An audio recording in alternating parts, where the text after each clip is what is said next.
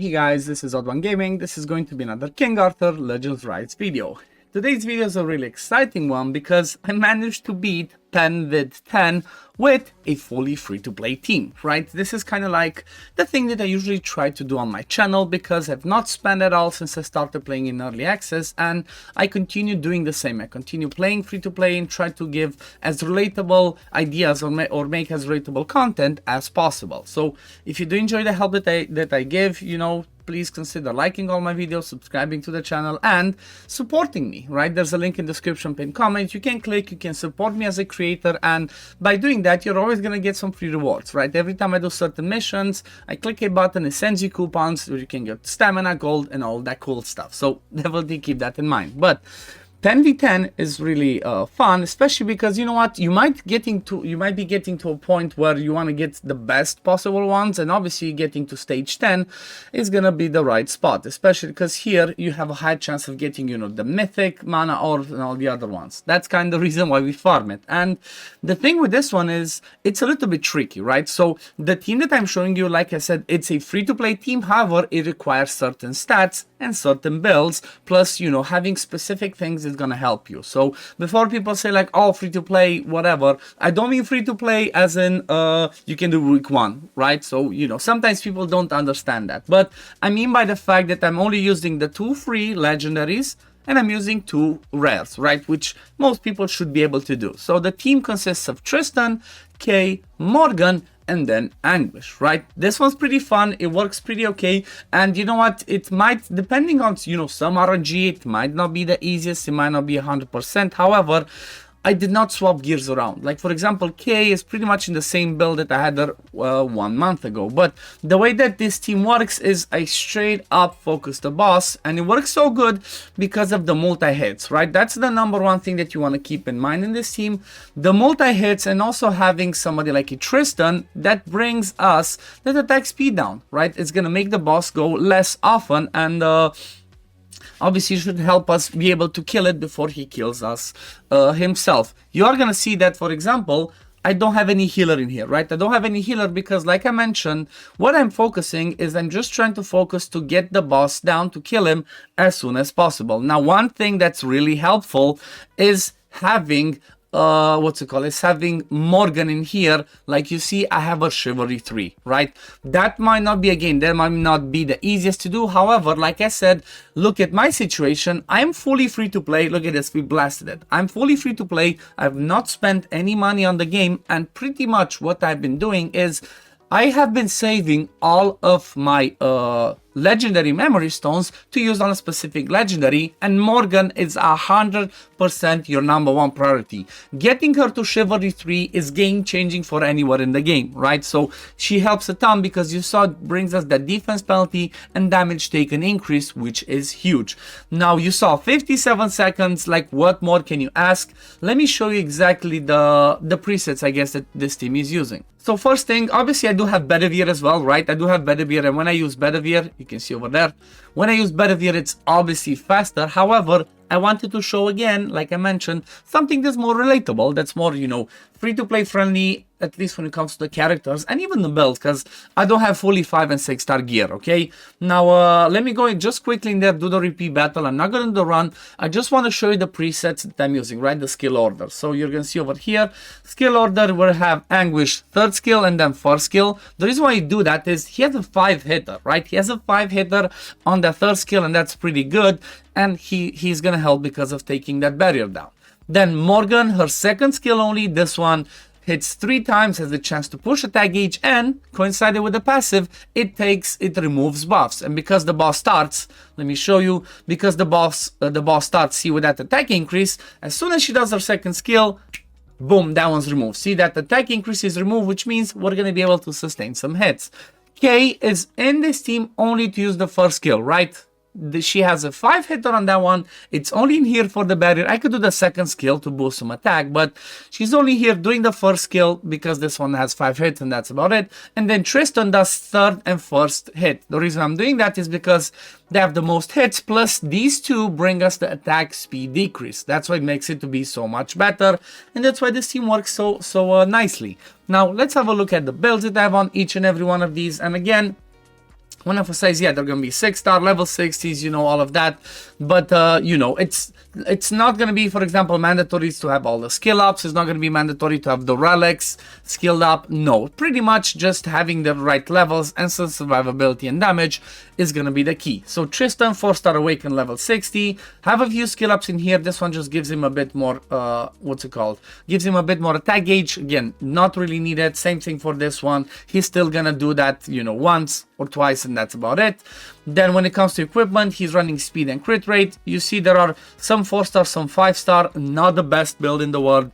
A decent crit rate, some effect accuracy. Obviously he's not going to do a ton of damage because I gave him some effect accuracy as well, so he can land that attack speed down. You can see the attack is pretty low, even the attack speed. I prefer to have him 200 if I could, but not quite there. And like I even have a 4-star attack speed ring because I don't have a 5-star yet. Some keepsakes, he's not even level 60. And then the relic, his store one, it's 6-star, level 50, 1-star awaken. And I just have one skill up over here. That's about it. Then oh yeah, and he is a chivalry one, but again, that chivalry one isn't game changing for him. Like, what does he bring? It changes starving chakra activation to when attacking. So this one just does an extra hit once. It's nothing that, you know, it's not a game changer where it's like if you don't have it, it's not going to work. He's still going to be really good for this. Then Kay, again, she has like a couple of passive skill ups. Again, not really required, not really mandatory. She's chivalry one because I just had a random copies of her pulled to build like that. She's running a crit rate and speed set. Again, some 4-star, some 5-star. Actually, I see that I have mostly 5-star and a 4-star. But you know what? Even if she does no damage for you, even if you just bring her like I showed, to do the first hit, the 5-hitter right on, to be just like a I guess vigor producer, right? If you don't use K anywhere else, put her in vigor set, make her survive, make her do those A1 so she keeps producing vigor, and then Tristan and Anguish are just gonna be killing the boss. But you see total stats, again, not the best attack, some crit rate in there, no hit accuracy, no effect accuracy because we don't need it, and then decent attack speed because obviously she is in the attack speed set. Relic, she's using her store one, which is 4-star awakened, level 45 stars, so not the best, no skill ups in there, and I'm not gonna use it because, you know what, I'm actually not using K that much now that I'm using, you know, Anguish, Tristan, Bedivere, all the other ones. She was good for early game and favorite dungeons, and that's about it. Then the next one, which is kind of like the best, you know, she's the best one in the game. If you get her to C3, she brings insanity, right? This Squall of Thorns activating whenever you're attacking is amazing. If you don't have it, Chivalry 3, it only happens on the first skill, right? This one over here, it says when using skill 1. That's when she lands defense decrease and damage taken increase. Your priority number 1 should be getting this third passive skilled up. If you have this one skilled up, she's going to be amazing in every single team. Putting these two means you're going to do so much more damage that you're just going to blast things. And obviously, like I said, Chivalry 3, so it can happen on all the hills, on all the hits. Skill 1, 2, 3 doesn't matter, right? So she does the skill 2 in there. She's amazing with that. She's pretty well built, right? She's one of the ones that I recently rebuilt. Speed and accuracy, that's all you care about for her. Good attack speed, good effect accuracy. She's the best built on my account when it comes to speed and attack speed. But still, you see it's like, yeah, some 5-star, one 4-star. Again, 3-star over here, 3-star over here. So she's not even 6-star awakened. So you know, you would say that like, oh, she's fully endgame built. No, she's strongly built, but you know, it's not completely unobtainable. When it comes to relics, I just recently 6-starred at level 50. Couple of skill ups that are not really mandatory, honestly. You don't really need skill ups in her. You just want to make sure that she has the speed and the effect accuracy that I showed and some survivability, and then you're good to go, right? Then the next one in this team is going to be Anguish. And honestly, the reason why Anguish is so good, I decided to focus him with my copies of the, you know, the rare memory stones. I just went all in on him from the beginning because I liked him. He seemed useful. He's obviously amazing for Gorgos, like top tier, and then he can be really useful for other areas. That's why he's Chivalry 10. He has his passives fully skilled up that only helps for dot damage, which, you know what, doesn't really matter in Penveid because Penveid takes 90% less damage from that. However, it does give him a little bit of like attack increase when he uses this passive. Then his equipment, he's running just a vigor set. You can see 4-star, 4-star, 4-star. You know, he's not the best built. Again, he's like, you know, there's a lot I can improve in here. But obviously, because of those chivalries being a 10, he has a ton of other stats. You can see attack speed pretty low, some damage, some effect accuracy. He's not specifically built for this team, right? He's built for Gorgos, but because he brings that 5-hitter, and he can do a little bit of damage with that because I have some skill ups, right? I managed to get 3 skill ups, gave me another, you know, 100% extra damage on it. He's a good damage dealer. But even if he is not, as long as your Tristan is strongly built to do good enough damage, you should be able to do stage 10. And yeah, his relic, this is the first relic I got to level 60 and to 2-star awaken because again, Gorgos is where it's at and he's a monster for that. But that's pretty much the team, right? That's pretty much the team that does it. I can show you the way that it goes with Bedivere, I guess, over here at the end, just to see the difference of like how much better obviously would be with another designated damage dealer, which again doesn't have to be Bedivere itself, doesn't have to be Anguish, pretty much whoever's going to be your best damage dealer. I would say the core of Morgan, Tristan, and Kay you can keep there. And then over here in the Bedivere slot can be whoever's your next damage dealer. I mean, look at the damage he does. Obviously, it's all because of those defenses being placed and because he's the best built damage dealer on my account, right? So look at this, boom.